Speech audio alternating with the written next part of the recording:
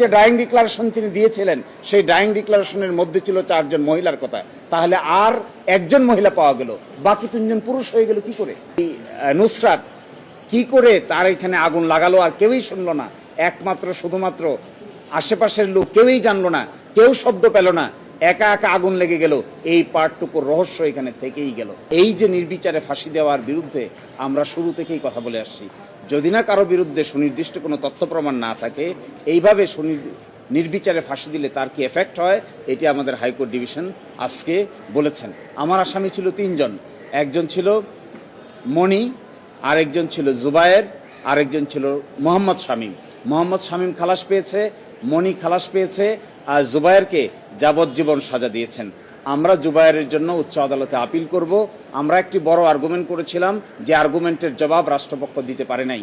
ওই প্রেমিসিসে একটা CCTV camera ছিল, এই সিসিটিভি ক্যামেরার ছবি আজও সেখানে আছে, 6 বছর আগেও সেখানে সিসিটিভি ক্যামেরা ছিল, কিন্তু প্রসিকিউশন পক্ষ কিংবা ইনভেস্টিগেটিং অফিসার ওই সিসিটিভি ক্যামেরাটাও সিজ করে নাই, সিসিটিভি ক্যামেরাটাকে আদালতের সামনে উপস্থাপন করে নাই।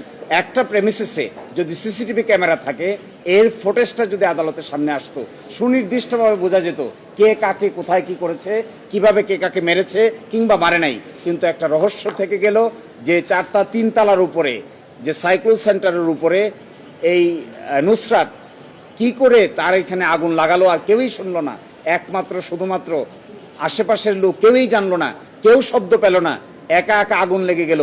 এই পার্টটুকুর রহস্য এখানে থেকেই গেল। ফলে আমরা এর বিরুদ্ধে আপিল করব।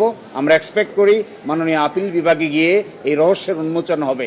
এবং আরেকটি জিনিস আমি আদালতে দরখাস্ত করেছিলাম, যে নুসরাত একটি ডাইং ডিক্লারেশন দিয়েছে, এই ডাইং ডিক্লারেশনে একটা অডিও এবং ভিডিও আছে। আমরা দরখাস্ত দিয়েছিলাম যে হাইকোর্ট বিভাগে এই অডিও ভিডিওটি শোনানো হোক। এই ভিডিওটি আমরা দেখি এখানে প্রজেক্টরে, আসলে তিনি কি বলেছেন আর কি বলেন নাই।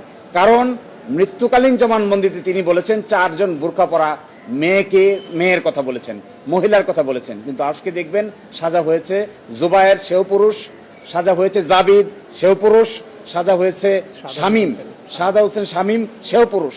কিন্তু মৃত্যুকালীন জবানবন্দিতে বলেছিলেন যে 4 জন মেয়ে, কিন্তু 4 জন মেয়ের ভিতরে 1 জন মহিলার মাত্র সাজা হয়েছে পপি, বাকি 3 জন তো পুরুষ।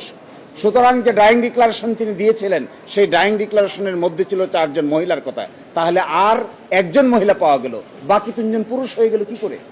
এই রহস্য আমরা আশা করি আপিল বিভাগে উন্মোচিত হবে। সিসিটিভি ক্যামেরার ফুটেজ যদি আদালতে আনা হতো, আমাদের ধারণা এই মামলার বেসিক গ্রাউন্ড এবং argument could have been different. আমরা আশা করি আমার যে আসামি আরেকজন আছেন জুবায়ের, সাইফুর রহমান জুবায়ের, তার জন্য আমরা আপিল আদালতে গিয়ে বাকি ন্যায়